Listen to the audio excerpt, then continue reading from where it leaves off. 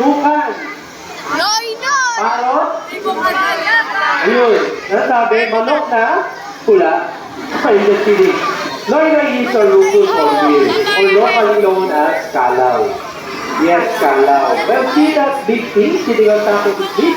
That one? That is called cat. It acts like a vibrating chamber to make their voices louder. And hornbills are quite chatty. Their calls range from deep booming sounds to breaks like a donkey, toots, bellows, and cackles. And I know it's a little hard to see, but take a look.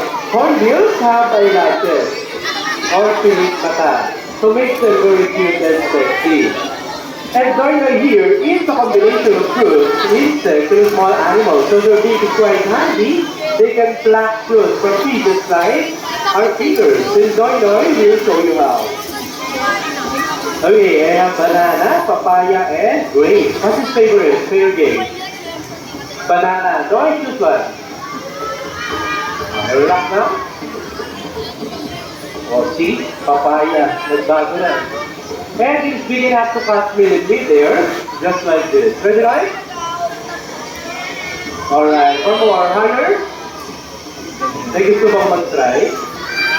Si Kuya na lang. Ihahagis mo lang yung fruits kay Noy. Ito. Sige. Oy, Kire! Hagis mo lang kay Noy, ha? Ready? Si Kerry. Ay, atas mataas ng konti. Ito. Higher. Ready? Ay! Mababa ng konti. Sakto mo lang. Yan. Ready? Lapit tayo. Okay, yan. Ready? Alright.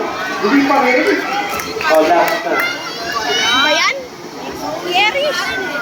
Last. Yuhin mo! Ready? Go, guys. Alright. Nakapakain ang our root for you. Thank you, Kuya.